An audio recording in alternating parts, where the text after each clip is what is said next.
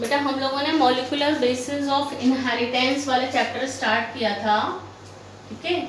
Molecular basis of inheritance, ये chapter हम लोगों ने स्टार्ट किया था और ये बात की थी कि मॉलिक्यूलर बेसिस ऑफ इनहेरिटेंस में आपको क्या क्या पढ़ना है। तो हमने कहा था मॉलिक्यूलर बेसिस ऑफ इनहेरिटेंस में आपको न्यूक्लिक एसिड के बारे में पढ़ना है। न्यूक्लिक एसिड क्या है, ठीक है। तो हमने बात की थी कि न्यूक्लिक एसिड क्या है, DNA and RNA. Nucleic acid DNA और आरएनए है। कहाँ पर होते हैं डीएनए और आरएनए? न्यूक्लियस में होते हैं, इसीलिए इनको क्या कहते हैं, न्यूक्लिक एसिड। न्यूक्लिक एसिड को किसने डिस्कवर किया था, ये बात की थी, ठीक है ना।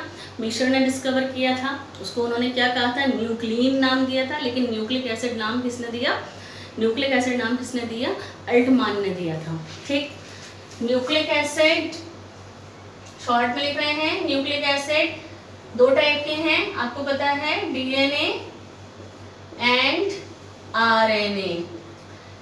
बहुत सारे रिसर्चेस ऐसी हुई हैं, बहुत सारे साइंटिस्ट ने ऐसे एक्सपेरिमेंट्स किए हैं जिससे कि ये पता चला है कि DNA is the genetic material, कि डीएनए ही जेनेटिक मटेरियल है। अदरवाइज स्टार्टिंग में तो ये पता ही नहीं था कि जेनेटिक मटेरियल कौन सा होता है, डीएनए है या आरएनए है या प्रोटीन है, साइंटिस्ट को ये पता नहीं था। तो बहुत सारे ऐसे एक्सपेरिमेंट्स हुए हैं जिससे ये प्रूव हो चुका है कि एक्चुअली डीएनए ही जेनेटिक मटेरियल है, ठीक। तो साइंटिस्ट ने कहा कि डीएनए जिसको हम जेनेटिक मटेरियल कहते हैं वो तो बाद में पता लगा, लेकिन स्टार्टिंग में क्या है कि जेनेटिक मटेरियल होता क्या है, जेनेटिक मटेरियल के अंदर कौन कौन सी प्रॉपर्टीज होती हैं, यानी जेनेटिक मटेरियल के अंदर कौन कौन से गुण होते हैं, ये हमने पढ़े थे कल, ठीक है। जेनेटिक मटेरियल में कौन कौन से गुण होते हैं। फिर हम लोग न्यूक्लिक एसिड की कॉमन बात कर रहे हैं कि डीएनए और आरएनए यानी कि न्यूक्लिक एसिड किस चीज़ से बना होता है। तो बेटा हमने बात की थी कि जो न्यूक्लिक एसिड होता है, चाहे डीएनए है या आरएनए है, तीन चीज़ों से मिलकर बना है। नंबर 1 पेंटोज शुगर से मिलकर बना है, किससे, पेंटोज शुगर 5 कार्बन वाली, और nitrogen base and number 3 phosphoric acid, ये तीन चीजों से मिलकर बना है, ठीक है। फिर हम लोगों ने बात की थी पहले वाले कंपोनेंट की, न्यूक्लिक एसिड का पहला component that is pentose sugar.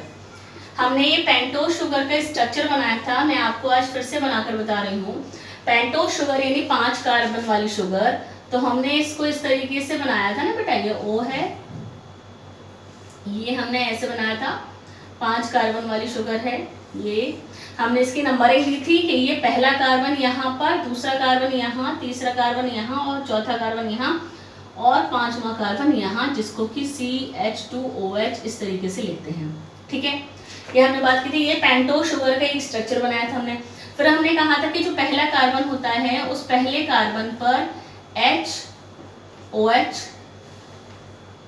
दूसरे पर भी HOH, तीसरे पर भी HOH और फोर्थ पर भी H और OH, ये फोर्थ है।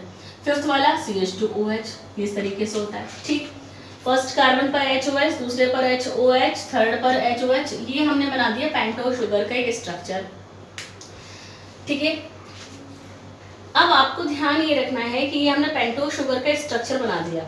अगर अब हम डीएनए की बात करते हैं तो डीएनए में पेंटोज शुगर का स्ट्रक्चर तो एक ही होता है, लेकिन अंतर क्या है ये मैंने उस दिन बताया था। देखिए अंतर, देखिए आप, डीएनए में जो पेंटोज शुगर है, देखिए O,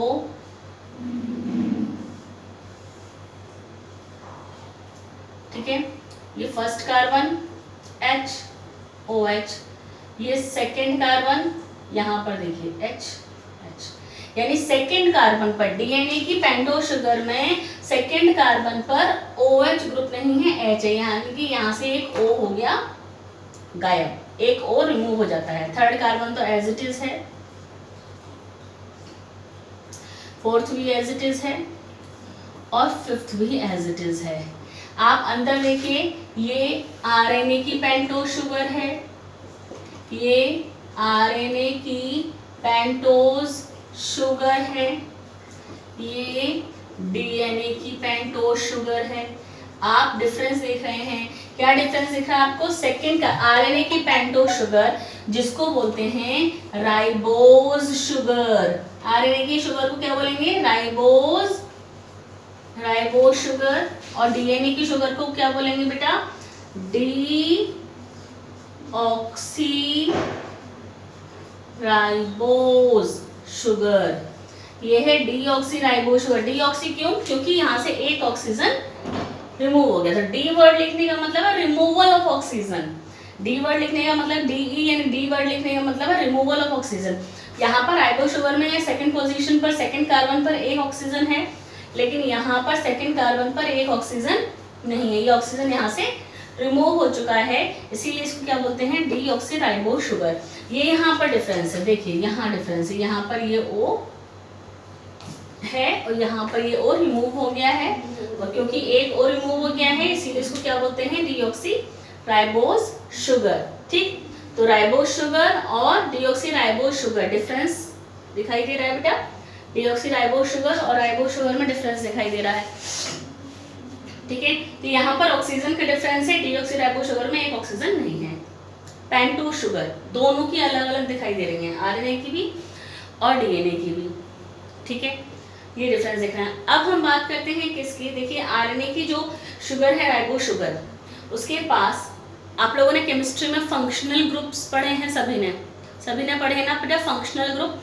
आप देखिए आरएनए की जो पेंटोज शुगर है, आरएनए के पास दो फंक्शनल ग्रुप हैं। यहाँ पर दो फंक्शनल ग्रुप से मतलब है कि दो तो नहीं है, 1 2 3 4 5, यानी कि यहाँ पर इसके पास आरएनए की शुगर के पास ये एक्स्ट्रा फंक्शनल ग्रुप है, जबकि इसके पास डीएनए की शुगर के पास में एक्स्ट्रा फंक्शनल ग्रुप यही नहीं है। तो यहाँ पर OH ग्रुप है जो कि फंक्शनल ग्रुप है, यहाँ पर O नहीं है यानी कि ये फंक्शनल ग्रुप नहीं है। यानी फंक्शनल ग्रुप किसके पास ज्यादा है? आरएनए के पास ज्यादा है। ठीक है ना? फंक्शनल ग्रुप किसके पास ज्यादा है बेटा? फंक्शनल ग्रुप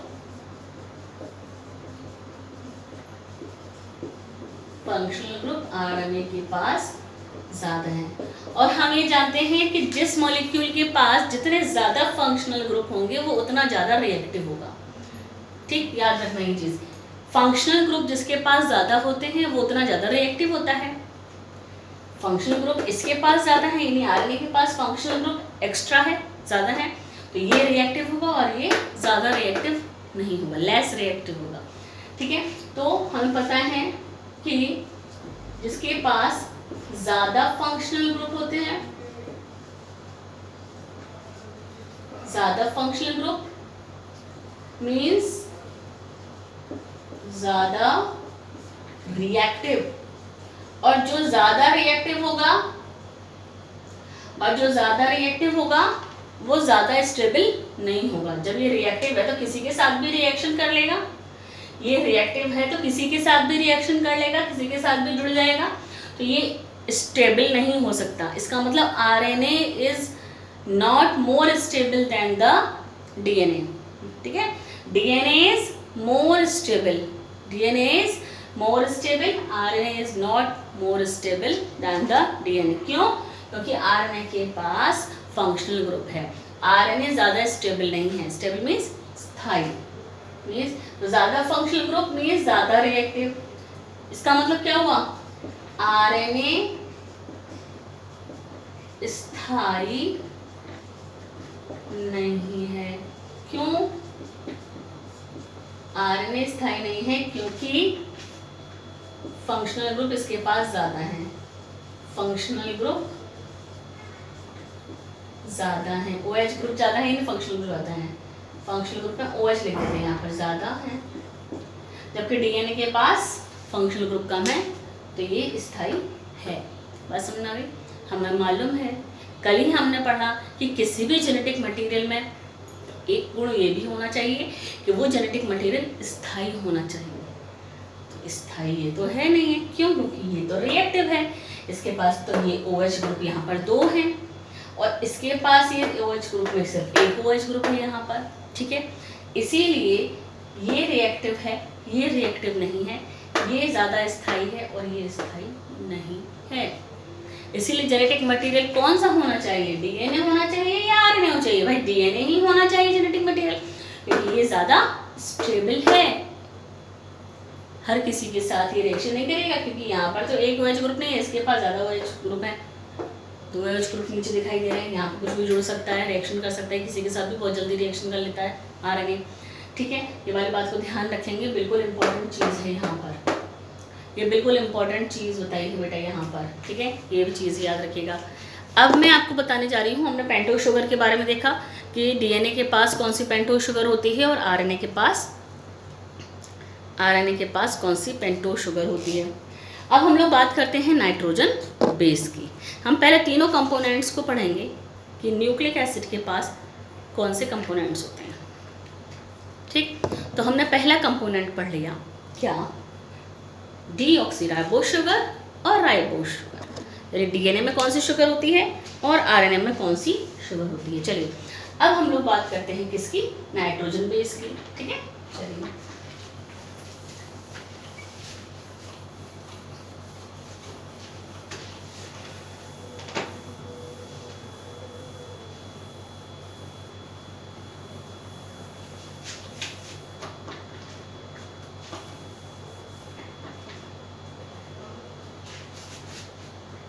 तो हम दूसरे कंपोनेंट की बात कर रहे हैं, that is nitrogen base. Nitrogen base तो दो टाइप की हैं न्यूक्लिक एसिड के अंदर, कौन सी? प्यूरीन्स एंड पायरिमिडीन्स। प्यूरीन्स and pyrimidines. आपको मैंने बताया था प्यूरीन्स दो टाइप की हैं, प्यूरीन्स हैं दो टाइप की, यानी एडेनिन और ग्वानिन। पायरिमिडीन्स तीन टाइप की हैं, थाइमिन,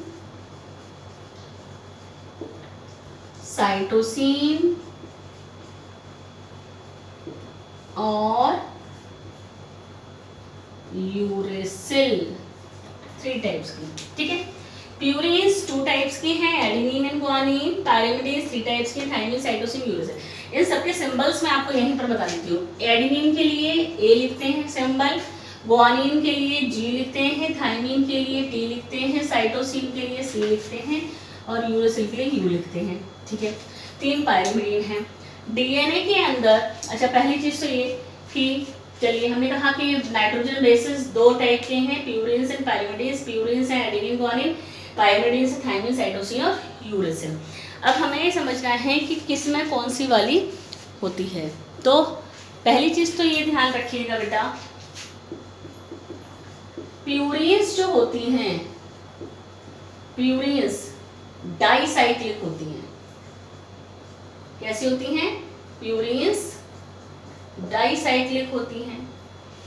डाइसाइक्लिक मतलब इनका स्ट्रक्चर इस तरीके से होता है, 2 साइकिल्स होती हैं, 2 पैरेलल साइकिल्स होती हैं इस तरीके की, डाइसाइक्लिक्स होती हैं, साइक्लिक होती हैं। लेकिन पायरिमिडीन जो होती हैं, पायरिमिडीन्स मोनोसाइक्लिक होती हैं।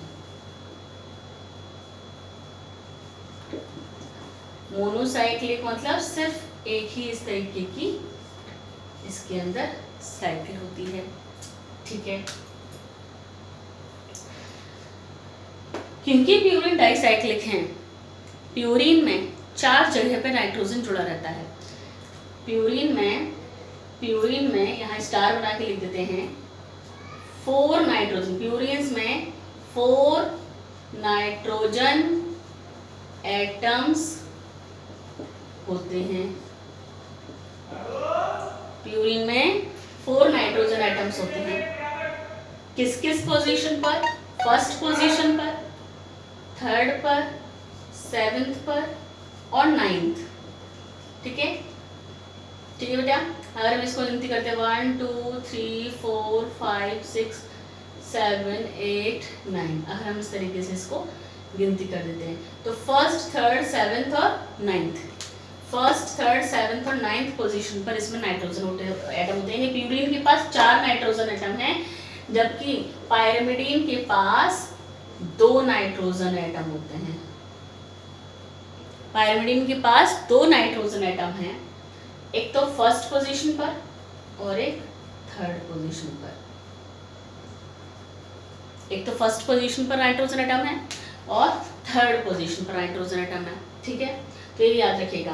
प्यूरिन्स जो होती हैं डाइसाइक्लिक होती हैं, पायरिमिडीन्स मोनोसाइक्लिक होती हैं। प्यूरिन के पास 4 नाइट्रोजन एटम होते हैं फर्स्ट, थर्ड, सेवंथ और 9th पोजीशन पर, जबकि पायरिमिडीन के पास 2 ही नाइट्रोजन एटम होते हैं फर्स्ट और थर्ड पोजीशन पर। ठीक है, अब हम बात करते हैं कि डीएनए में कौन कौन सी प्यूरिन्स होती हैं। तो डीएनए के पास प्यूरिन्स जो होती हैं एडेनिन और ग्वानिन होती हैं।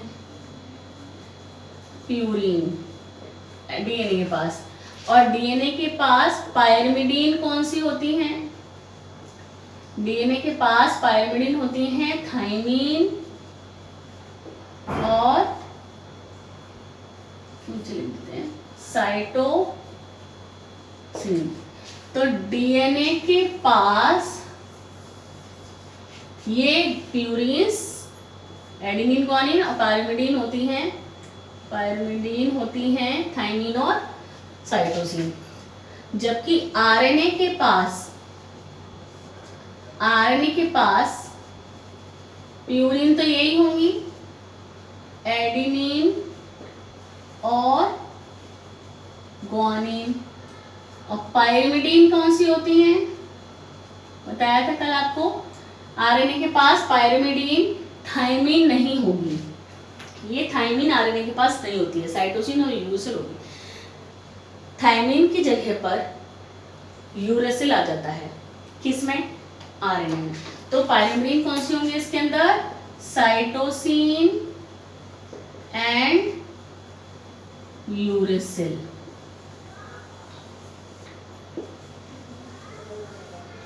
ठीक है, देख लीजिए, आरएनए के पास प्यूरिन्स होंगे एडेनिन, ग्वानिन और साइटोसिन और यूरेसिल, जबकि डीएनए के पास पायरिमिडीन होंगी थाइमिन और साइटोसिन, और प्यूरिन होंगी एडेनिन और ग्वानिन। ठीक है, ये हमने नाइट्रोजन बेस के बारे में पढ़ा कि ये नाइट्रोजन बेस कौन कौन सी होती हैं, क्या उनकी कैरेक्टरिस्टिक्स हैं, प्यूरिन्स कैसी होती हैं, पायरिमिडीन्स कैसी होती हैं, नाइट्रोजन एटम उसमें कहाँ पर होते हैं। अब हमें ये पता है बेटा कि, ठीक है, ये चीज समझ में आई बेटा, nitrogen base purine, pyrimidine, adenine, guanine purines हैं, पायरिमिडीन्स कौन सी हैं? थाइमिन, साइटोसिन और यूरेसिल हैं।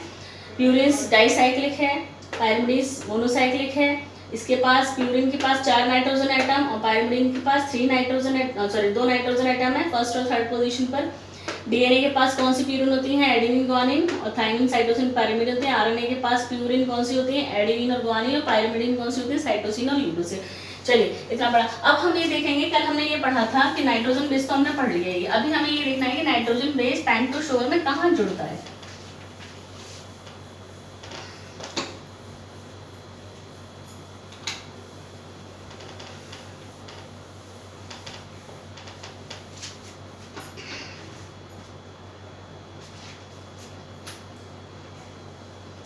ये हुआ नाइट्रोजन बेस। अब हम ये बोलते हैं, देखते हैं कि नाइट्रोजन बेस जो प्यूरिन्स होते हैं, प्यूरिन्स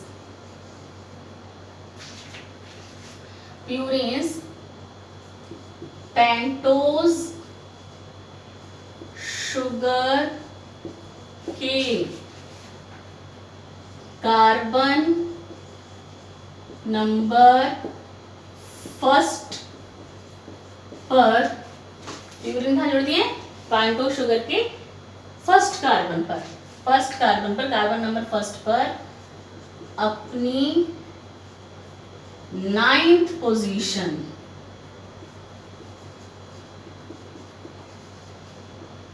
के साथ जुड़ती है।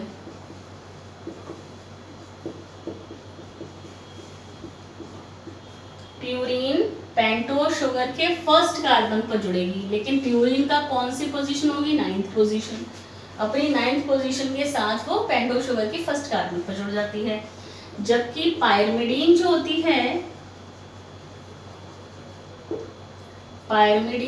है, पेंटोज शुगर के कार्बन नंबर 1 पर ये भी जुड़ती है।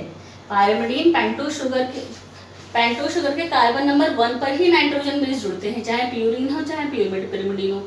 लेकिन सपोज ये पेंटोज शुगर है और ये नाइट्रोजन, तो इस पेंटोज शुगर का ये कार्बन नंबर 1 है, ये हमने कहा प्यूरिन है, तो इस प्यूरिन का ये कार्बन नंबर इस प्यूरिन का ये 9th पोजीशन है, तो वो यहाँ जुड़ेगी। लेकिन अगर ये पायरिमिडीन है तो कार्बन नंबर 1 तो पेंटोज शुगर का रहेगा ही, लेकिन पायरिमिडीन का कार्बन नंबर 1, ठीक है ना। बस समझ में आ रही है बेटा। पायरिमिडीन जो होती है वो कार्बन नंबर 1 के साथ जुड़ेगी। पेंटोज शुगर का कार्बन 1 ही होगा, पेंटोज शुगर का कार्बन फर्स्ट और पायरिमिडीन की फर्स्ट पोजीशन, ठीक है बेटा। पायरिमिडीन अपनी फर्स्ट पोजीशन के साथ ही जुड़ेगा पेंटोज शुगर के, यानी इसकी भी फर्स्ट पोजीशन और पेंटोज शुगर का तो कार्बन नंबर 1 है ही, ठीक है। देखिए किस तरीके से ये पेंटोज शुगर बना लेते हैं। फर्स्ट, सेकंड, थर्ड, फोर्थ और ये फिफ्थ रहेगा, ठीक है। ये कार्बन नंबर 1 है, यहाँ से क्या जुड़ेगा, नाइट्रोजन बेस। ये क्या बन गया, पेंटोज शुगर के साथ नाइट्रोजन बेस मिल गया। पेंटोज शुगर के साथ नाइट्रोजन बेस फर्स्ट पोजीशन पर ही जुड़ेगा, चाहे प्यूरिन है चाहे पायरिमिडीन है। प्यूरिन जुड़ेगा अपनी 9th पोजीशन के साथ, जबकि पायरिमिडीन जो जुड़ेगा वो अपनी फर्स्ट पोजीशन के साथ जुड़ेगा। बात समझ में आ रही है। लेकिन शुगर का कार्बन नंबर 1 ही रहेगा। ये शुगर और ये नाइट्रोजन बेस मिलकर क्या बन गया, न्यूक्लियोसाइड। कल हमने बात की थी कि शुगर और नाइट्रोजन बेस मिलकर क्या बनाते हैं, न्यूक्लियोसाइड बनाते हैं। क्या बनाते हैं, न्यूक्लियोसाइड बनाते हैं। चलिए, तो हमने नाइट्रोजन बेस का भी पढ़ लिया कि नाइट्रोजन बेस कौन कौन से होते हैं, प्यूरिन में पिरिमिडीन होते हैं, किस तरीके की होती हैं प्यूरिन, पिरिमिडीन किस तरीके की होती हैं, कौन सी होती हैं, ठीक है। और नाइट्रोजन बेसेस जो हैं वो पेंटोज शुगर से किस जगह पर जुड़ते हैं, किस पोजीशन पर जुड़ते हैं, ये सारी चीज़ें आपको पढ़नी। अब हम तीसरा कंपोनेंट लेंगे, दैट इज फॉस्फोरिक एसिड। ये फॉस्फोरिक एसिड आपको मालूम है न्यूक्लियोसाइड के साथ जुड़ेगा, तब ये क्या बनाएगा, न्यूक्लियोटाइड बनाएगा। यानी अब हमें ये कंपोनेंट पढ़ लिया आपने, नाइट्रोजन बेस पढ़ लिया, अब क्या पढ़ेंगे बेटा, फॉस्फोरिक एसिड। ये फॉस्फोरिक एसिड किस तरीके का होता है, ठीक। चलिए, थर्ड कंपोनेंट,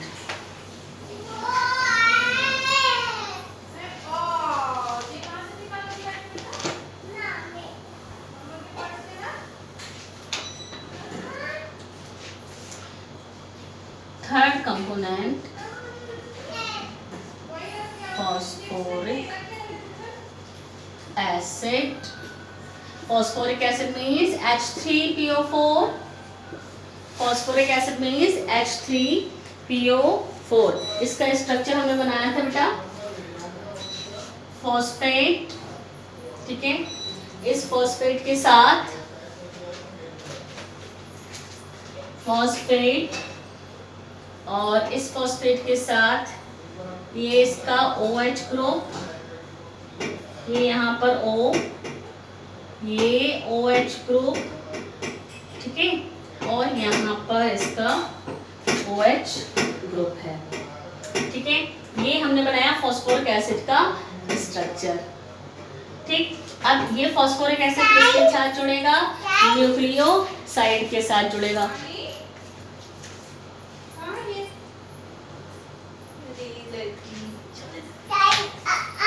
ठीक है। ये फॉस्फोरिक एसिड न्यूक्लियोसाइड के साथ जुड़ेगा। तो अगर हमने यहाँ पर वो न्यूक्लियोसाइड देखिए जैसे हम बना रहे थे,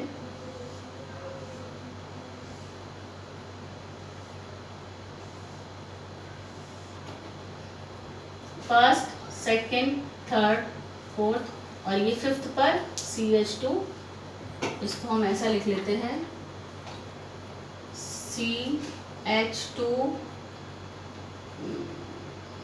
CH2OH, ये, ठीक है। अब ये यहाँ पर फर्स्ट पोजीशन पर जुड़ गया नाइट्रोजन बेस। ये हमने ये वाला स्ट्रक्चर तो पहले बना चुके हैं, ये हमने पूरा बना लिया था। ये पूरा इतना स्ट्रक्चर क्या है बेटा, न्यूक्लियोसाइड है। ये क्या है, फॉस्फोरिक एसिड है। तो अब ये देखना है कि ये फॉस्फोरिक एसिड कैसे जुड़ेगा इसके साथ। ये क्या था, न्यूक्लियोसाइड। ये पूरा क्या था बेटा, ये पूरा था न्यूक्लियोसाइड। और ये क्या था, ये हमने क्या बनाया है, फॉस्फोरिक एसिड। ये फॉस्फोरिक एसिड कैसे जुड़ेगा इसके साथ में, फॉस्फोरिक एसिड का ये जो हाइड्रोक्सिल ग्रुप है, इस हाइड्रोक्सिल ग्रुप से H, और ये यहाँ से इसका H, और 5th कार्बन का ये CH2OH का OH, फॉस्फोरिक एसिड का H और इसका OH, 5th पोजीशन का OH, ये दोनों मिलकर वाटर का रिमूवल कर देते हैं। देखिए ये एरो हमने बाहर की साइड दिखाया नहीं, वाटर यहाँ से रिमूव हो गया। वाटर यहाँ से रिमूव हो गया तो ये जो बॉन्ड बना इसके और इसके बीच, इसके और इसके बीच ये बॉन्डिंग हो गई यहाँ पर, देख रहे हैं आप। फॉस्फोरिक एसिड किस तरीके से जुड़ा न्यूक्लियोसाइड के साथ में, फॉस्फोरिक एसिड का हाइड्रोक्सिल ग्रुप ये जो था OH का OH का H, और ये पेंटोज शुगर का जो 5th पोजीशन पर CH2OH होता है उसका OH, तो इसका H और इसके OH के साथ मिलकर वाटर बन गया, H2O बन गया। जो H2O यहाँ से रिमूव हो गया तो ये इसके और इसके बीच में 5th पोजीशन, याद रखना आपको, ये 5th कार्बन पर ही जुड़ेगा। पेंटोज शुगर के 5th कार्बन पर फॉस्फेट जुड़ेगा। फॉस्फेट कहाँ जुड़ता है, फॉस्फेट कहाँ जुड़ता है बेटा, 5th कार्बन पर। पेंटोज शुगर के 1st कार्बन पर नाइट्रोजन बेस जुड़ेगा और पेंटोज शुगर के 5th कार्बन पर फॉस्फेट जुड़ेगा। तो हमने 5th कार्बन पर ही तो जोड़ दिया। तो ये इसके और इसके बीच में जो बॉन्ड बना है, ये बॉन्ड कौन सा है, फॉस्फोडाइएस्टर बॉन्ड। ये नाम याद रखने हैं कि जब फॉस्फेट पेंटोज शुगर से जुड़ता है तो किस बॉन्ड से जुड़ता है, फॉस्फोडाइएस्टर बॉन्ड से जुड़ता है, ठीक है। नाइट्रोजन बेस पेंटोज शुगर से जुड़ा है तो ये जो बॉन्ड है ये कौन सा बॉन्ड है, ग्लाइकोसाइडिक बॉन्ड है। कौन सा बॉन्ड है, ग्लाइकोसाइडिक बॉन्ड। ये बॉन्ड के नाम याद रखने हैं। नाइट्रोजन बेस पेंटोज शुगर के साथ जुड़ेगा ग्लाइकोसाइडिक बॉन्ड से, ठीक है। और फॉस्फेट पेंटोज शुगर के 5th कार्बन से जुड़ेगा फॉस्फोडाइएस्टर बॉन्ड से, ठीक है। ये दोनों बॉन्ड के नाम याद रखना। इस तरीके से ये पूरा का पूरा स्ट्रक्चर, ये पूरा स्ट्रक्चर क्या बन गया, एक न्यूक्लियोटाइड बन गया। क्योंकि आप देख लीजिए पेंटोज शुगर के साथ नाइट्रोजन बेस भी जुड़ गया और फॉस्फेट भी जुड़ गया, तो पूरा ये क्या बन गया, एक न्यूक्लियोटाइड। इस तरीके के बहुत सारे न्यूक्लियोटाइड बनते चले जाते हैं और उनकी चेन बन जाती है जिसको कहते हैं पॉलीन्यूक्लियोटाइड चेन। वही तो पॉलीन्यूक्लियोटाइड चेन ही तो डीएनए है, डीएनए ही तो है पॉलीन्यूक्लियोटाइड चेन, ठीक है। डीएनए ही है पॉलीन्यूक्लियोटाइड चेन। बात समझ में आ गई बेटा। तो ये चीज आपको ध्यान रखनी है, ठीक है। देख लीजिए इस स्ट्रक्चर को अच्छे से।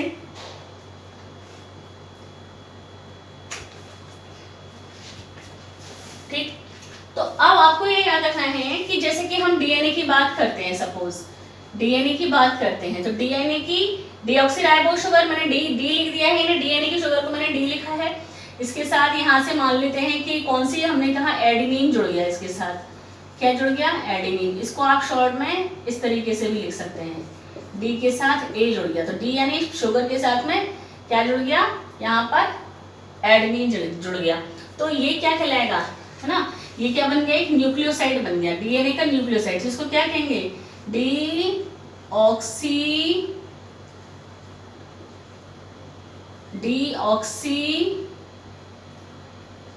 एडिनोसाइड, क्योंकि एडेनिन जुड़ा है ना, डीऑक्सी एडिनोसाइड। अगर जी जुड़ता डीऑक्सी ग्लाइकोसाइड, अगर यहाँ पर सी जुड़ता तो डीऑक्सी साइटोसिन। इस तरीके से नाम लिखते चले जाते हैं, वो धीरे धीरे जैसे जैसे आप आगे पढ़ते चले जाएंगे वैसे वैसे आपको समझ आता जाएगा, ठीक है। ये हमने पूरा आज न्यूक्लियोटाइड पढ़ लिया, कि किस तरीके से न्यूक्लियोटाइड किस तरीके से न्यूक्लियोटाइड बनता है, और ऐसे ही बहुत सारे न्यूक्लियोटाइड बन जाते हैं, चेन बन जाती है, आपस में जुड़ जाते हैं। अब हमें ये देखना है, अभी हमने एक न्यूक्लियोटाइड पढ़ा है कि ये एक न्यूक्लियोटाइड कैसे बना। अब इस तरीके से ये एक न्यूक्लियोटाइड बना, बाकी के सारे भी ऐसे ही बनेंगे, लेकिन अब ये जुड़ेंगे कैसे ये पढ़ेंगे। तो उसके लिए हम लोग डीएनए का स्ट्रक्चर पढ़ेंगे अब नेक्स्ट, क्योंकि हम लोग ये तो पढ़ ही चुके कि जो न्यूक्लिक एसिड डीएनए आरएनए होता है, डीएनए और आरएनए में कौन कौन से कंपोनेंट्स होते हैं, क्या अंतर होता है दोनों के कंपोनेंट्स में, ये भी पढ़ लिया बेटा। तो ये आपको ध्यान रखना पड़ेगा, ठीक है, तो ये ध्यान रखिएगा। अब हम नेक्स्ट जो है वो डीएनए का स्ट्रक्चर पढ़ेंगे, वाटसन क्रिक मॉडल तक पढ़ेंगे, वाटसन क्रिक मॉडल पढ़ लेंगे, ठीक है। और जितना आपका सैटरडे तक हो जाएगा बेटा वो संडे को आएगा, जितना आप सैटरडे तक कर लेंगे इस चैप्टर का, वो संडे को आपका एग्ज़ाम जो होगा, संडे के एग्ज़ाम में आपका सैटरडे वाला पार्ट भी आएगा, क्योंकि एक लेक्चर मेरी तबीयत ठीक नहीं होने की वजह से वो मिस हो चुका है वैसे भी, तो सैटरडे का पार्ट हम बेटा संडे को देंगे, ठीक है। तो इसको अच्छे से पढ़िएगा, एनसीईआरटी पढ़िएगा। वैसे तो आप इसको समझ लेंगे तो आपके बहुत सारे क्वेश्चंस इसी से सॉल्व हो जाएंगे, बाद में एनसीईआरटी को पढ़िएगा साथ साथ, ठीक है। चलिए।